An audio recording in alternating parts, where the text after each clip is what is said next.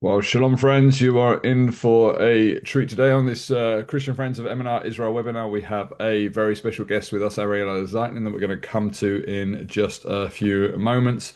Lots of things going on. Just going to spotlight so you can see us. Thank you for being with us for the 74th episode of the webinar. This is we're edging closer to that 100 mark, and next week, of course, will be 75. So we've got some great guests for you this December, and lots of things have been going on as always with regard to the Middle East. One thing with regards to the Middle East is that there is never a dull moment, as Ariella, I'm sure, will allude to as well, and lots of news items going on. Well, this week, as always, we want to give a bit of a summary with what's going on, and then we'll read a portion of scripture to you. But in the past week, November 30th marked the annual date that Israel designates to remember the expulsion of Jews from the Middle Eastern countries, tying it to the Arab rejection of the 1947 UN partition plan and the violence that followed. And Prime Minister Benjamin Netanyahu has emphasized that Arab states forced out their long-time Jewish populations, often through pogroms, while seizing their property. Widespread anti-Jewish riots erupted after the UN vote in 1947, including deadly attacks in Yemen and the destruction of Jewish homes and synagogues in Aleppo. Personal accounts, such as that of Omri Schwartz, highlight the near total disappearance of the once thriving Jewish communities like Iraq's, which dwindled from tens of thousands to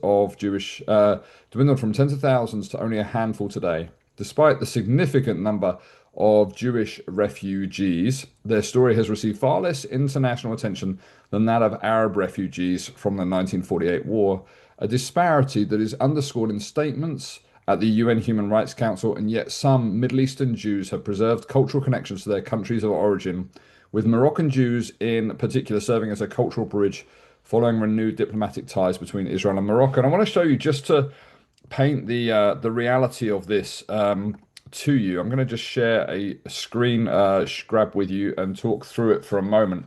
So you see that this is the number of Jews in Arab countries in Iran, and of course the word that the Arabs say that, oh, the Jews have kicked us out. There's actually 2 million Israeli Arabs approximately living in Israel. And these were the number of Jews that were living in Arab countries in Iran in 1948. You can see Morocco, 265,000, Algeria, 140,000, Tunisia, 105, 38,000 for Libya, 100,000 for Egypt, and the list goes on. And then in red there is the actual official statistics from the Ministry of Foreign Affairs in 2025. So that amount of 30,000 Jews in Syria is now down to 30. 100,000 in Iran is down to 9.5. In Libya, there is no Jews whatsoever. Yemen, 60,000 down to 5. So it gives you an idea of where there are attempts within the Arab Islamic world for a Judenreich, for a Judenfrei zone, a Jew-free zone. And that gives you the statistics. And of course, the contrast is the Arab population within Israel continues to grow. And you can hear the calls to prayer within Israel. You will not be seeing a synagogue service operating in many of those countries that are identified there. So that gives you a bit of an understanding of what's going on with regard to those areas, and hopefully that is helpful information for you. There's a lot of other things going on as well. And one of the things that Melissa and I have been looking at, and we're preparing for the Israel Matters episode tomorrow, is that there is an increasing amount online of Intifada merch, if I can call it that. It sounds like a bit of a weird statement, but essentially, platforms like eBay and Amazon are being flooded with t-shirts and jumpers or sweaters, depending on where you're from, saying globalize the Intifada and all sorts of other illustrations of items as well. So we'll be talking more about that on Israel Matters tomorrow when we record that. But I also wanted to give you kind of an update on the situation in Gaza as well. And you may have been hearing about the yellow line, and this is just to give you a bit of a flavor again with regard to understanding the yellow line and why the yellow line is significant. You should be seeing a map on your site. So the yellow line is the border that has been set up as essentially a safety border between the Jewish community and or the IDF, I should say, and the Hamas. Hamas is operating in the red area there that you can see. That is kind of the boundary that Hamas is principally operating in. If they go into the yellow and green area, they are obviously seeking to cause problems. Within the green area, though, there are five different Palestinian militias that are now operating. Some are coordinating with Israel in regard to seeking to be against Hamas. How and what those militias look like and how they're operating and what the process is there is still up for debate and being determined. But you can understand that that is a complex situation for all involved to have different independent militias. The one that most people have heard of is Abu Shabab, yes, Abu Shabab militia, and how that is being funded. And we have to remember, principally, Hamas was originally put in place as a means of countering the PLO, which was is now the alternative, so to speak, of which Mahmoud Abbas or Abu Mazen has been the leader of for decades. And they were overwhelmingly crushed in the last free election in Gaza, which was in 2006, after the withdrawal of 9,000 Jews from Gaza in essentially a land for peace attempt, which we now know has obviously failed. So lots of information for you in the short term. We've got plenty of other things that we could be looking at as well, but I wanted to give that information to you. And as always, we turn our attention to the scriptures because they are sustained and give us a clarity of vision and an understanding of what's going on globally. And this is Psalm 95, verse 1 through 7. It says, "Come, let us sing for joy to the Lord. Let us shout aloud to the rock of our salvation. Let us come before him with thanksgiving and extol him with music and song." We're going to do that later today. For the Lord is the great God, the great King above all gods. In his hands are the depths of the earth, and the mountain peaks belong to him. The sea is his, for he made it, and his hands formed the dry land. Come, let us bow down and worship. Let us kneel before the Lord our Maker, for he is our God, and we are the people of his pasture, the flock under his care. Thank you so much, Stephen. The perfect scripture as an introduction to our special guest today, who I'll be introducing to you in just a few moments. She certainly brings with her so much joy and so much energy and worship of the Lord. And so, really looking forward to that. I just wanted to remind everybody it is Giving Tuesday today in the US, especially. It's a time that people are thinking about making year-end gifts. And I would encourage you all to remember EMUNAH and the amazing work that they do for children and vulnerable families all across Israel. We are launching a new project in 2026 where it's going to be possible to sponsor a specific child at the Achuzat Sarah Children's Home in Bnei Brak. And so I would encourage you to start thinking and praying, considering sponsoring a child or two, whether individually as a family or maybe your church or small group would like to consider doing that. And if that's something you're interested in doing and know you're interested, that would really encourage us to hear that. If you could reach out and let us know, we would love to hear about that. And in a few moments, Stephen's going to be putting a link in the chat where you can find EMUNAH's website, learn more about the fantastic programs that they're doing across 73 Israeli cities to care for children that have been orphaned, abandoned, abused, or neglected, and then also supporting families that are in difficult situations.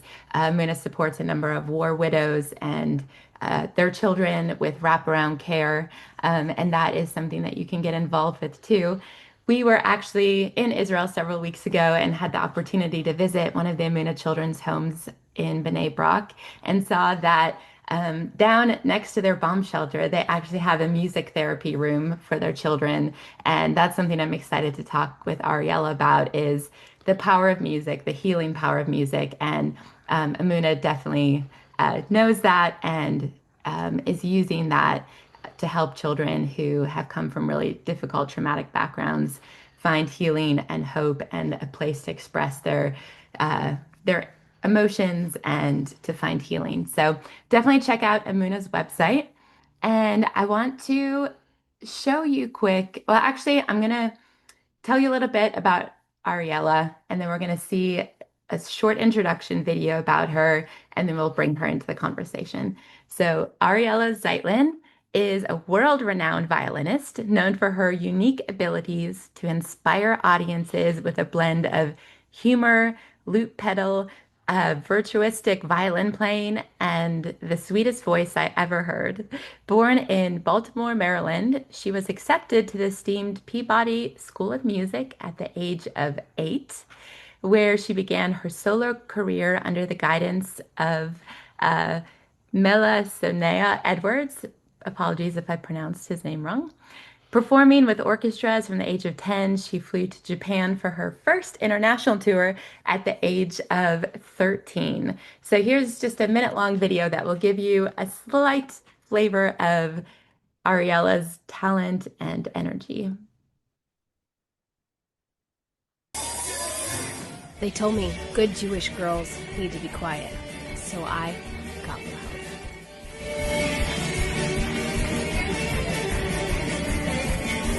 Louder with my violin, with my joy, with my identity.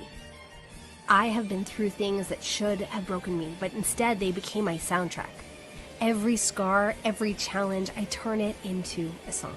And that's why I get on stages and I walk into celebrations to remind people that joy is so holy.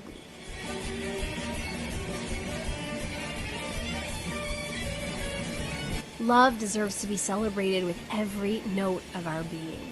I perform for communities and weddings and events around the world. And everywhere I go, I recognize the same thing. When we choose joy, we become unstoppable. I don't just play music, I build moments, the kind that live in your heart forever. Music that moves people from tears to dancing and turns your story into a celebration. I am Ariella Zeitlin. I'm a violinist, a singer, a storyteller. I help communities and couples and event planners find the light in their story and turn it all the way up. If you're planning a wedding or an event that deserves to be unforgettable, let's make it magic together. Check me out at ariellazeitlin.com. Beautiful. Ariella, what an absolute delight to have you with us today. Thank you for joining us. Can you hear me? Yes. Yeah, great. Okay. Welcome to the galaxy. I love it. You're so creative. I love that. Even your background is fun and expressive. Hello, everybody. So, Ariella, where are you joining us from today? Where do you live now? So I live in a town called Beit Shemesh, which is right in between Jerusalem and Tel Aviv. It takes me about 40 minutes to get to either one. And I look out over these beautiful rolling Jerusalem hills. Everything's green right now. The rain, it's been raining and it's just beautiful. It's a really good time to come to Israel if you wanted to come. Wonderful. Well, as I read in your bio, you were not born in Israel. You were born in Baltimore, Maryland, which is actually the hometown of our friend and colleague Ruth Guggenheim, who is usually the co-host with us here on the show. But she was scheduled for surgery yesterday, and as far as I know, that's gone ahead. I haven't heard otherwise. And so just a reminder to everybody to please keep Ruth in her prayers that she would have a speedy and full recovery. And so you're from Baltimore, like Ruth, but you're in Beth Shemesh now. Tell us that story. How did you get from Baltimore to Zion? So first of all, I know Ruth from the community that I grew up in. We grew up together. I grew up in Baltimore, and I grew up knowing her. Right, know her since I was born, which is always a cool thing to say about people. So the community that I grew up in Baltimore was an Orthodox Jewish community, but there was not emphasis in that community on moving to Israel. That was not, kind of part of the emphasis. And when I was a teenager, I really kind of left the fold and I stopped being religious, partially because I recognized that there are certain it felt like there were a lot of gaps in the praying to go to Jerusalem, and nobody's going to Jerusalem. Like, you should, like, that's where Jews should be. So when I was going into 12th grade, I actually had been planning most of my high school career to be going to Juilliard. That was kind of my trajectory and my direction, and I was practicing 6 hours a day, and that was kind of everything that I wanted. And as I was going into 12th grade, my school actually shut down. I was in a small private school, and the opportunity came to come to Israel for a year. So I said, okay, I'll go for a year. We'll see what happens. And I just kind of got to Israel, and it was actually, we were talking about how, you were talking before about how Jews were living in the Gaza area and how they left in order to exchange for peace. And that was the summer that I came to Israel. And it really hit me very deeply, the fact that Jews living in spaces creates facts on the ground, and it also creates more peaceful environments. Um, I just remember that it was such a painful thing to be like have people taken from their homes, but people were willing to do it if they would get peace in exchange. But unfortunately, that with the Arab mentality is not it's not quite the same mentality as us. We're like, oh, if I give you something, you'll be nice to me in return. Um, so that's what got me into Israel, actually. That's how I ended up in Israel. And now I've been living in Israel for 21 years. So I'm 38. Yeah. Amazing. So tell us a little bit about your family, the musical connections in your family, the Zionistic connections with your family. Okay, so going back to my great grandparents, actually, I have a very cool story. They were living in a town in Russia called Dubrovna, and they got married and they moved to Moscow. And it was in the 1920s in Russia. For those people who are not familiar with that period of history, Judaism was not looked on very well, and Zionism especially was very illegal. And anybody who was caught with Zionist activities or talking about Zionism or talking about moving to Israel got thrown in jail or sent to Siberia. So my great grandparents were very brave, and they organized groups of people to talk about that dream and to talk about ways to go, and in secret. And somebody that came to one of those meetings ratted them out, and they ended up in jail. And everybody that had ended up in jail for Zionist activities, anybody that they had heard of, we're talking about thousands and thousands and thousands of Jews who had Zionist activities, that like who organized anything that had to do with Zionism. They were all sent to Siberia for like hard labor in the camps. But my grandparents, so they prayed for a miracle. And my grandfather was actually a baby. Oh, it was like they're in jail, the two of them with the little baby. And and then the judge that they ended up with was an Armenian. And here's another little bit of historical context, was that in the not in the like around when World War One, like in the 1910 to 1920, there were millions of Armenians who were killed and who had to run away from Armenia. So this was somebody who had experienced this genocide of his people, and he's standing there looking at these two Jews and he says, "You want to go where?" And we're sending you where? So my grandparents actually were paid by the Russian government to come to Israel, where they lived in Nesher in the north, which is next to Haifa. And that's where my grandfather and his sister were born and were raised. So then Wow. I right, it's a lot of really fun stories. Yeah, what a miracle. I love that. Like I'll get to me, I'll get to me. Um, Yeah. so my grandfather, after, this very exciting start to his life, um, by the time he was 4 years old, it was very clear that he was a violin prodigy, like he was a musical genius. And his father had played a little bit of violin, but he quickly passed him. And so he started going to the best teacher that was in Israel. And by the time he was 7, this incredible little kid with a photographic memory was being brought all over the country to perform for the British troops. And Wow. and he had Perfect memory. I knew him, like, he was my mentor and we were very, very close. And he could recall any conversation that we had had by heart until the age of 92 when he died. So, I mean, it's a blessing and a curse, that kind of memory, right? I don't know. I sometimes say to my husband, I don't have a great memory, and I'm, I think that a lot of very creative people don't have great memories because you kind of have to make things up. You have to figure it out. You have to fill in the blanks. And it also is, why we have such a good marriage, because I can forget things easily. um, so he, as a little boy, was brought to all these British like events and parties and soirees, and he would go around and he would listen to like all these conversations, and he was like a little spy.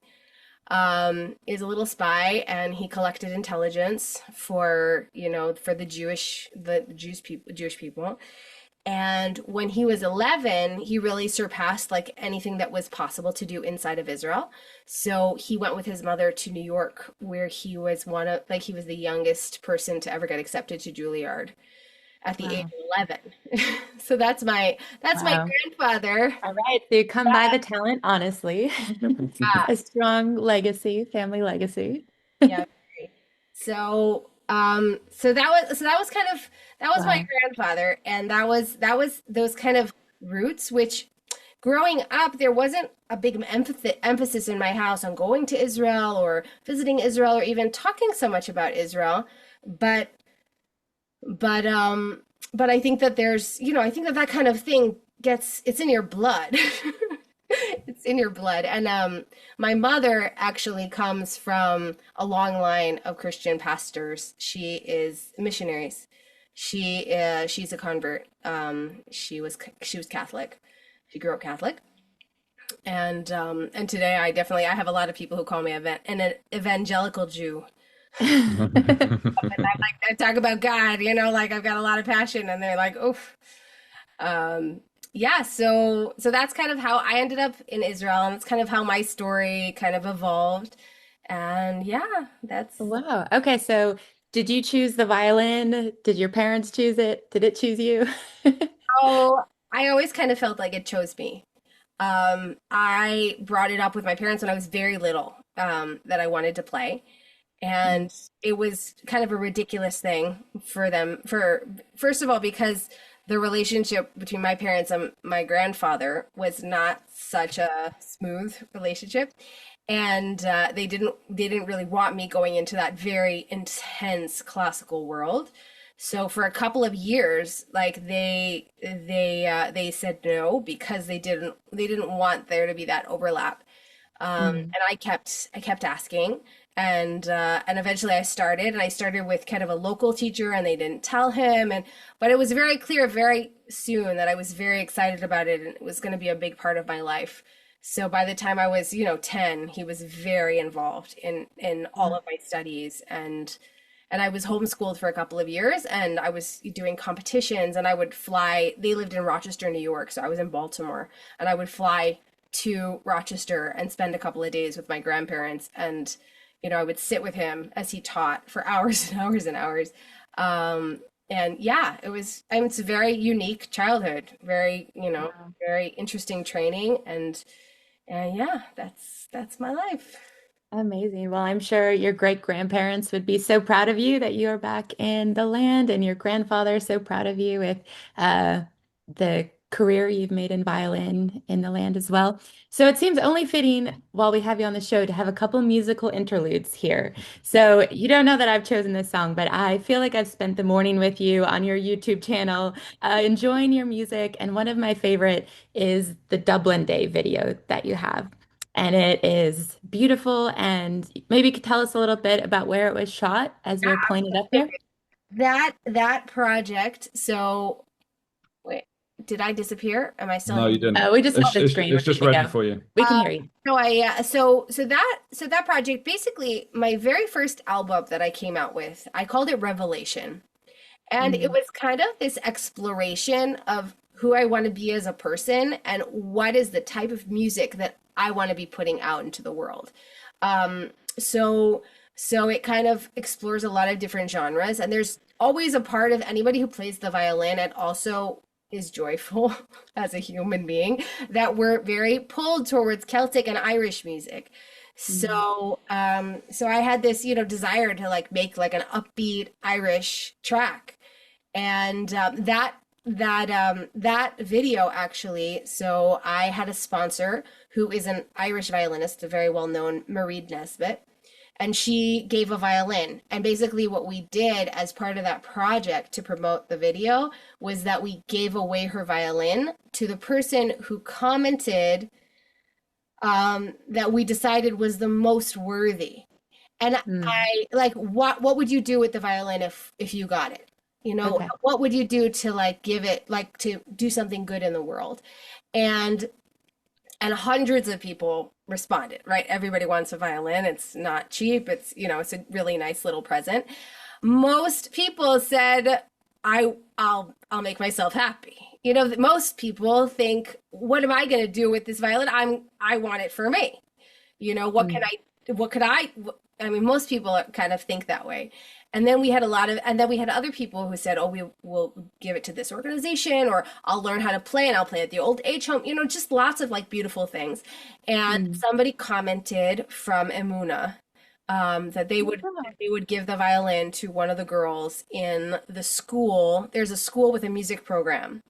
Yeah. And so we decided that that was the best place to send that violin. And so and then I had like a benefit concert that I put on, and I gave the proceeds to EMUNAH, and we presented this violin to them at that time, and I'm not sure. Oh, I love that. Thank you for sharing that story. But I know that I've got connections with EMUNAH also. So I love that. Okay, well, let's listen to the song, and then I want to ask you about music as, a gift and as a way to serve people and to serve God. So we'll come back to that. But here is Ariella.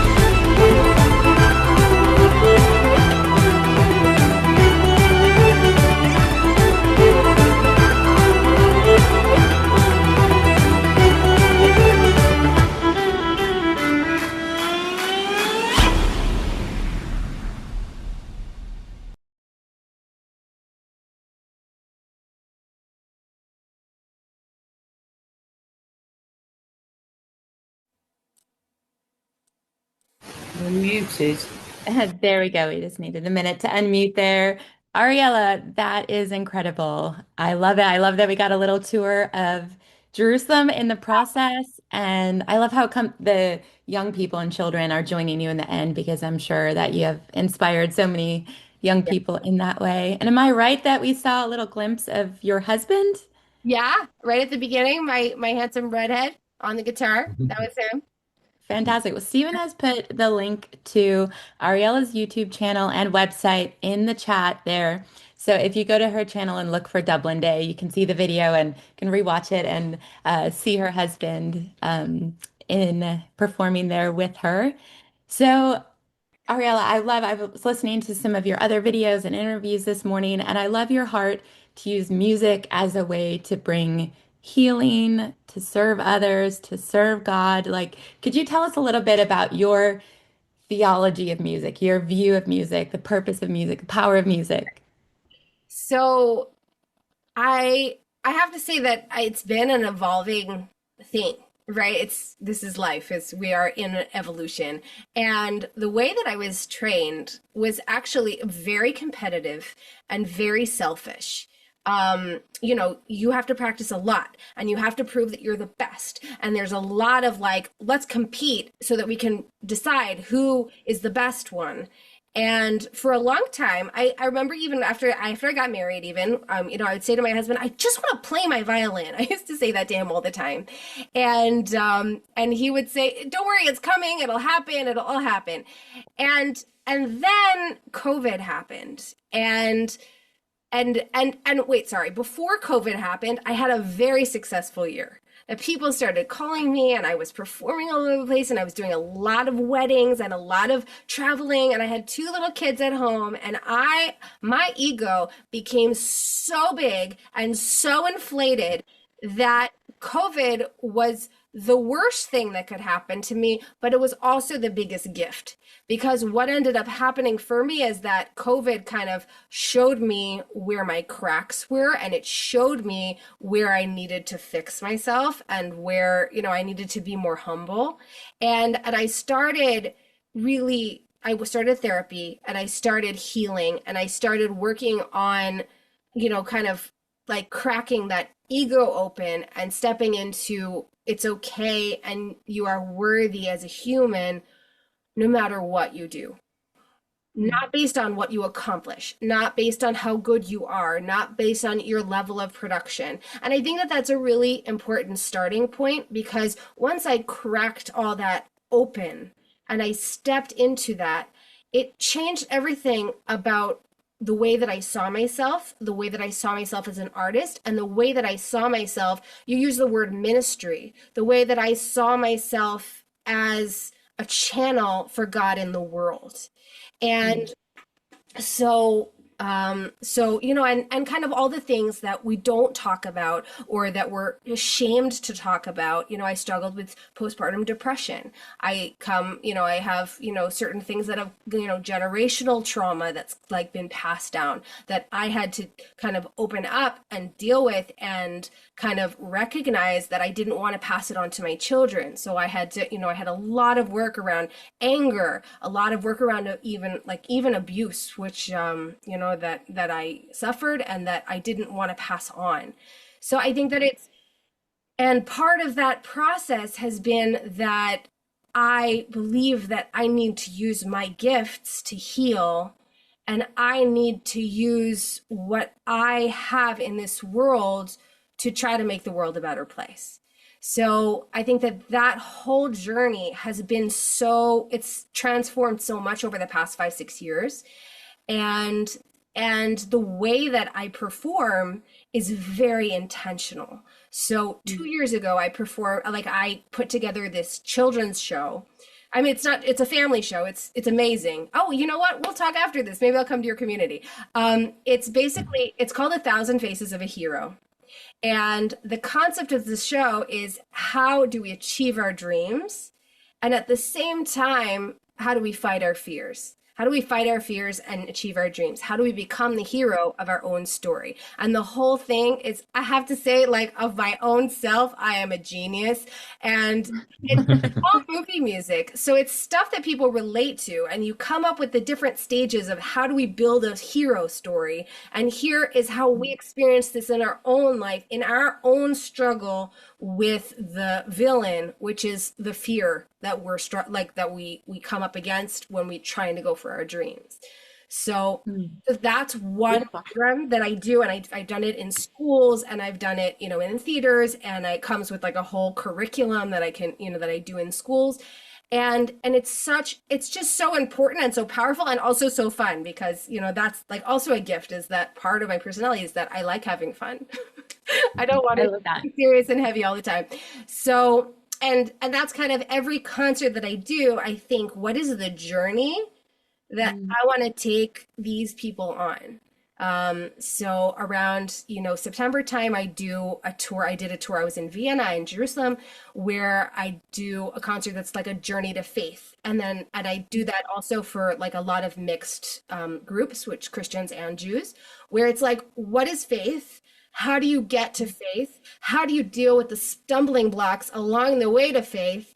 And what are the obstacles that we're all going to come up against when we're trying to get to the point that we have a real relationship with God? And so I just have a lot of programs that are like that, which is, I think, very similar to what you guys are doing, that, I'm trying to use what I have to help other people, to take people on a journey. And now, one second, sorry, one last thing is right now, I sent you something, is that I'm working on my first like original album of songs that I've written. And I'm so excited for you to share this, because this is actually the first song that I'm going to be coming out with in about 2 weeks. I'm flying to Johannesburg and filming a music video, and hopefully it'll come out, for Hanukkah. And this album is kind of all of the messages that I want stuck in people's heads. Yes, so this is a big day. Am I right that this is the premiere, the debut of this song here on the Christian Friends of EMUNAH Israel webinar? And can you tell us the name of this song we're about to hear? She's only recorded this today. Yeah. It's already, it's coming out. So I did a version for you guys for today. Yeah. But this song is called God, All I Have to Say Is Wow. Let's hear it. Thank you.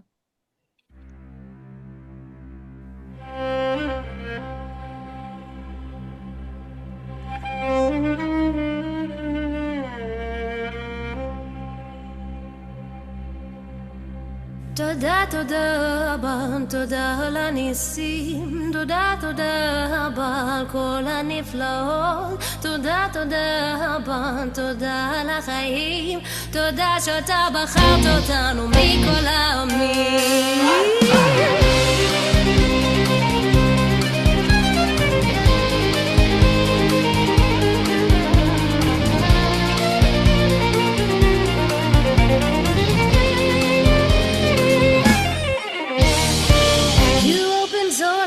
See, you make a way so easily.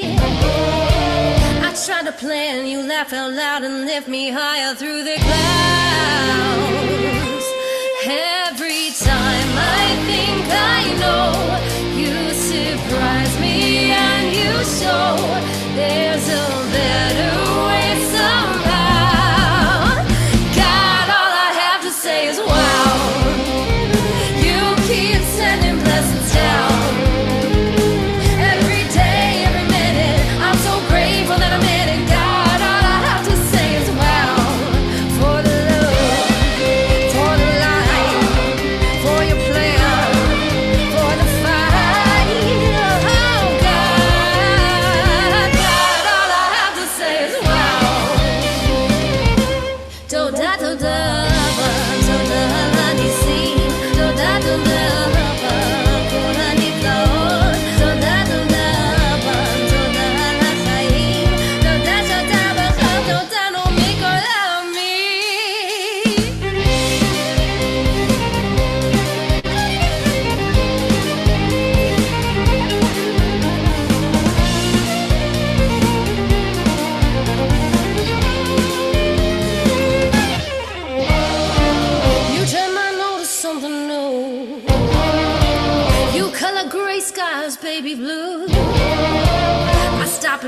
breathe, I see it now. I'm just trying to make you proud.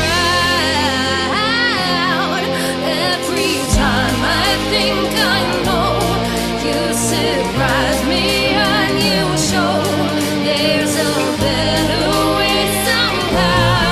Hey God, God, all I have to say is wow. You keep sending blessings down. Every day, every minute, I'm so grateful that I'm in it. God, all I have to say is wow. תודה, תודה אבא, תודה על הניסים, תודה, תודה אבא, על כל הנפלאות, תודה, תודה אבא, תודה על החיים, תודה שאתה בחרת אותנו מכל העמים. For the love, for the light, for the plan, for the fight. Oh God, all I have to say is, God, all I have to say is wow. You keep sending blessings down. Every day, every minute, I'm so grateful that I'm in it. God, all I have to say is wow. עושה לנו ניסים, עושה לנו ניסים, עושה לנו ניסים, עושה לנו ניסים. God, all I have to say is, God, all I have to say is wow. You keep sending blessings down. Every day, every minute, I'm so grateful that I'm in it. God, all I have to say is wow.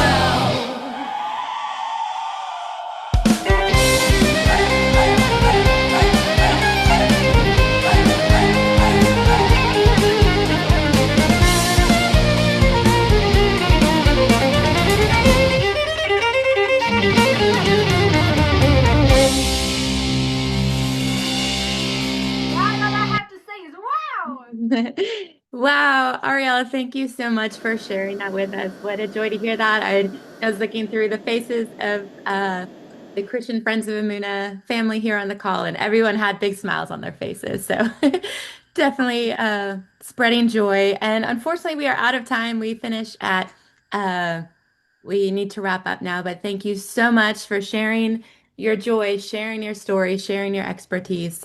We really appreciate you. And please go to her website, ariellazeitlin.com. That's ARIELLAZEITLIN.com. It should be there in the chat as well. And check out our YouTube channel, subscribe to our YouTube channel. And I know Ariella, we at EMUNAH are hoping to do some collaborations in the future, maybe some concerts or some events together. So thank you so much for your involvement with EMUNAH as well. And I'd like to welcome everyone back here, same time, same place next week, same Zoom link. And we're going to have a really interesting conversation with Fine Dakota, who's the head of diplomacy at the International Christian Embassy of Jerusalem in their diplomacy department. And she's from Fiji, and she was really instrumental in the embassy of Fiji moving their embassy from Tel Aviv to Jerusalem. So you won't want to miss that one. Thank you again, Ariella. You're amazing. Your music is beautiful. Thank you for sharing it with us. Thank you, Evan, for joining with us. See you next Tuesday, same time, same place.